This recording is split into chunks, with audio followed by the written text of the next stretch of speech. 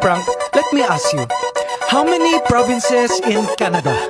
10? Okay, how many provinces in China? 23. How many provinces in the Philippines?